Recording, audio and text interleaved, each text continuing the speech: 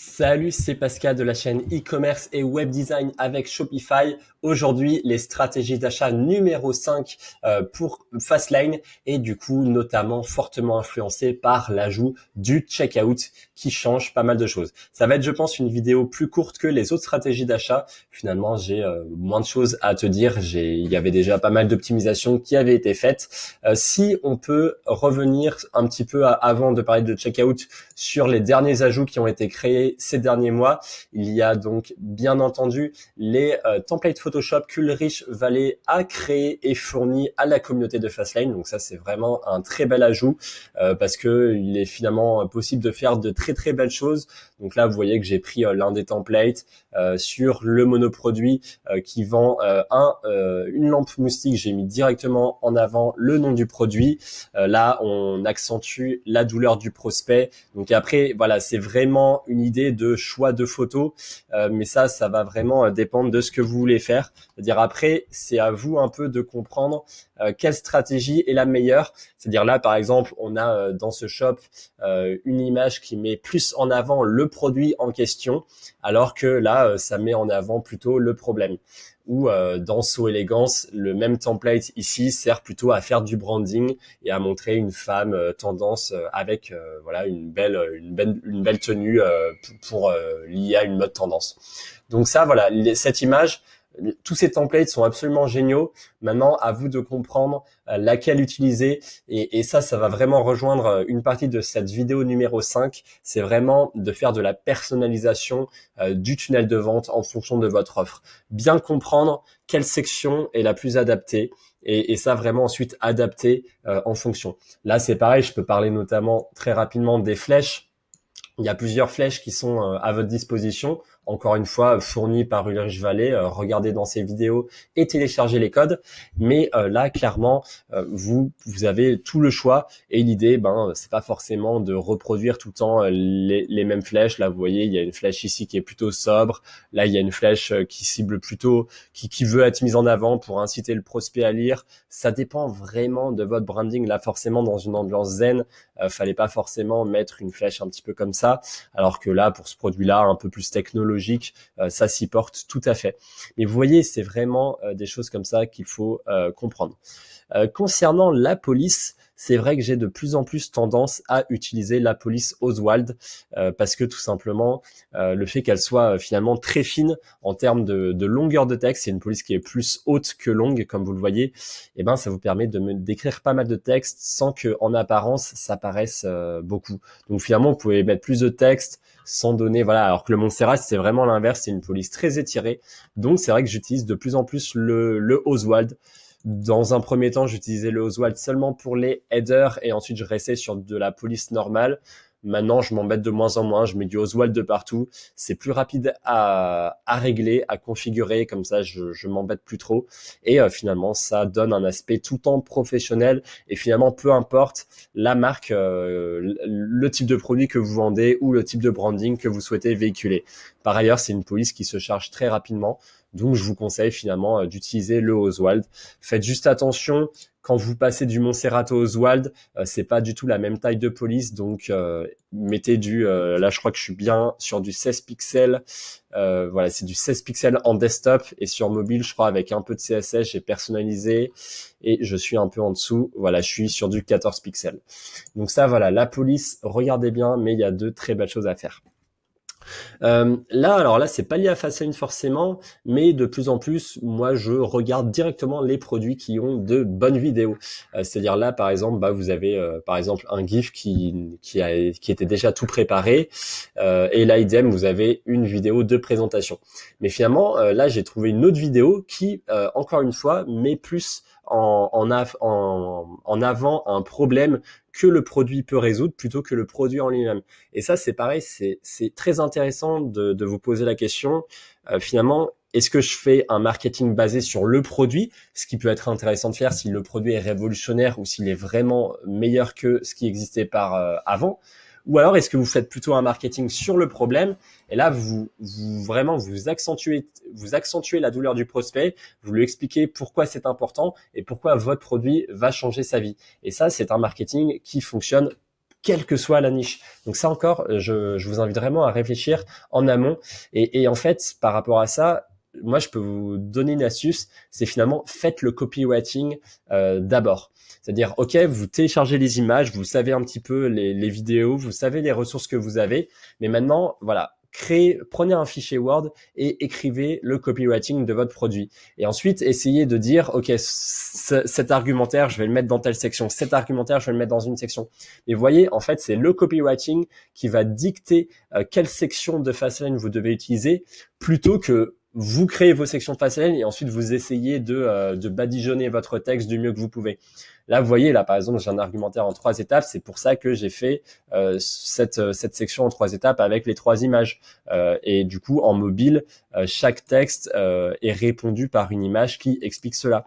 Donc ça, c'est vraiment voilà, super important de comprendre ça. Dans la description produit, je suis toujours un petit peu plus classique, c'est-à-dire je mets mon petit sales sniper, je mets quelques images. Ensuite, je mets mon petit tableau pour amener à des ventes voilà par quantité plus importante.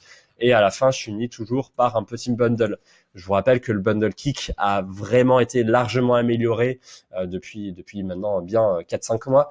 Donc, si jamais vous ne l'utilisez pas, voilà, donnez-lui une petite chance. Par ailleurs, le bundle kick est intéressant dans le sens que si vous avez activé le sticky add to cart, vous perdez normalement le deuxième bouton en fin de description. Mais du coup, le bundle kick vous permet de retrouver un petit peu ça. Donc, moi, je vous conseille vraiment d'utiliser voilà les applications à la Sales Sniper, à la bundle kick. Regardez un petit peu tout ça. Par ailleurs, là, dans le Sales Sniper, je mets toujours un petit fond grisé pour mieux découper. Vous voyez, c'est super léger, mais déjà, ça permet de mieux mettre en amont. Et dans Sales Sniper, c'est vrai qu'à l'époque, j'avais tendance à écrire beaucoup de contenu. Par exemple, si on revient sur la boutique de Touchapinou, là, voilà, c'est un petit peu l'ancienne configuration que j'écrivais. Je vais vous montrer ça tout de suite. Voilà. Là, vous voyez, il y a quand même pas mal de lignes de code. J'avais l'astuce de mettre des petits tirets avec des espaces pour un petit peu mieux découper tout ça. Mais c'est vrai que maintenant, vous voyez, j'ai tendance à être plus concis et finalement à juste mettre un petit... alors, le chrono, je le mets juste pour les monoproduits. Pour les multiproduits, j'ai complètement abandonné ça. Et sinon, voilà, je mets quelques petits badges, mais j'en fais pas des caisses. Voilà. Alors maintenant, pour terminer, je vais en venir à checkout. Et là, ça va être très simple en fait. Je vous en ai déjà parlé dans la précédente vidéo, mais je vais vraiment prolonger un petit peu plus en détail. C'est-à-dire que là, le cart slide, je vous l'ai dit, c'est un développement interne à Fastlane. Ça permet de raccourcir le parcours client d'un clic par rapport à s'il y avait une redirection vers la page panier. Donc, c'est très bien, le cart slide. Sauf que forcément, comme maintenant, on est amené à utiliser Checkout X pour optimiser les conversions, voilà, CF, ma vidéo précédente qui montre toutes les fonctionnalités de Checkout X, ben maintenant, le cart slide n'est pas compatible avec Checkout X. En tout cas, pas pour l'instant. Donc, il faut un petit peu changer le parcours client. Donc là, il y a 2 choses à faire. C'est-à-dire, si vous allez tac sur le shop, je vais vous montrer ça tout de suite. Tac, il est un peu long à charger. Voilà. En fait, on va remplacer déjà le bouton là qu'il y a dans Touchapinou. Là, c'est un bouton qui pointe vers le checkout. C'est pour ça qu'il y a d'ailleurs écrit passer la commande. On dit au prospect que là, s'il clique sur le bouton, il s'engage à commettre une vente. Et donc là, par contre, ici, là, on va le rediriger vers la page panier. C'est-à-dire là, si j'ajoute un produit, tac, voilà, là, je vais au panier. Là, voilà, on accède au panier. Et là, ensuite, au lieu de dire passer la commande, là, j'ai mis valider mon panier. Comme ça, on est plus dans la teneur. Et c'est là qu'on arrive sur le checkout. Le truc, c'est que si là, vous gardez le bouton de passer la commande dans le cart slide, ça va rediriger vers le checkout Shopify parce que Checkout X n'est pas compatible avec le cart slide. Donc, ça ne va pas fonctionner. Donc, clairement, là, si vous installez Checkout X, il faut que 100% de votre checkout soit du Checkout X. Il ne faut pas qu'il y en ait une partie, ce soit du Shopify, une partie du Checkout X. Donc, clairement, on va désactiver ce bouton dans le cart slide qui pointe vers le checkout. Donc, c'est celui-là. Et du coup, c'est très simple. On va du coup activer maintenant le premier bouton qui pointe vers la page panier. On va l'appeler panier. Si vous voulez mettre une icône, c'est à votre convenance. Moi, c'est vrai que je trouve que c'est pas mal. Ça rend plutôt bien là avec une icône. Alors vous voyez, j'avais eu tendance un peu à enlever les icônes sur les autres boutons. Mais voilà, donc là maintenant on a une redirection vers la page panier. Et là maintenant, ce bouton-là, il va fonctionner tout le temps. Là, à chaque fois que vous irez là dans le panier et que vous faites valider mon panier, et ben ici vous irez directement sur le checkout. Donc ça marchera nickel. Voilà. Donc là, il y a d'ailleurs un petit code promo, etc., etc. Voilà. Donc vous voyez, de toute façon, le checkout, il ressemble à ça. C'est nickel. Il y a le petit upsell et c'est top. Et du coup, voilà, j'ai bien mis l'accent aussi sur créer des fiches, des images produits qui sont sympas. C'est vrai que là, j'ai un petit peu changé de style. Avant, j'utilisais une petite bannière, un petit peu comme ça. Mais vous voyez, j'aimais pas trop là ce petit contour. Je trouvais que ça rendait pas super bien. Et au final, bon, voilà, j'ai un peu changé de style. Je trouve maintenant, ça donne une image beaucoup plus pro. Ça améliore un peu le branding. Et finalement, voilà, je vous conseille tout à fait d'un peu personnaliser vos templates en fonction de ce que vous voulez. Et finalement, le petit mot de la fin, c'est que vous pouvez finalement, là voilà, on a quand même une étape supplémentaire par rapport au checkout, au cart slide qui marchait avant.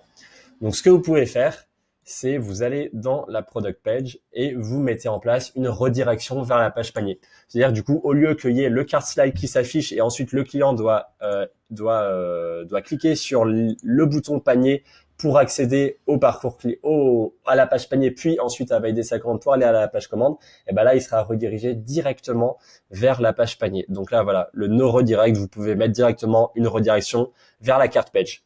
Donc là, encore une fois, si vous mettez redirection vers la checkout page, ça ira vers le checkout de Shopify, donc ça ne fonctionnera pas. Il faut vraiment que vous passiez par l'étape de cette page panier. Donc voilà, vous pouvez mettre en place directement une redirection vers la page panier. Comme ça, ma foi, je pense que c'est pas trop intrusif. Il y a pas de problème à faire ça. Mais voilà, sachez-le.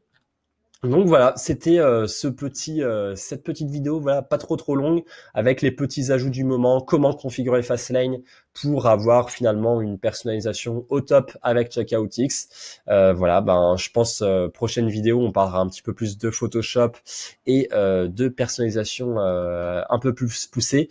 Mais en tout cas, d'ici là, c'était Pascal de la chaîne Web Design, e-commerce et Web Design avec Shopify. Si vous avez besoin d'audit pour les vacances, écoutez, ça se passe directement sur mon site en page d'accueil. Vous pouvez réserver votre audit stratégique ici et je vous donnerai un bon aperçu de votre boutique actuelle. Voilà, je vous dis à la semaine prochaine. À bientôt.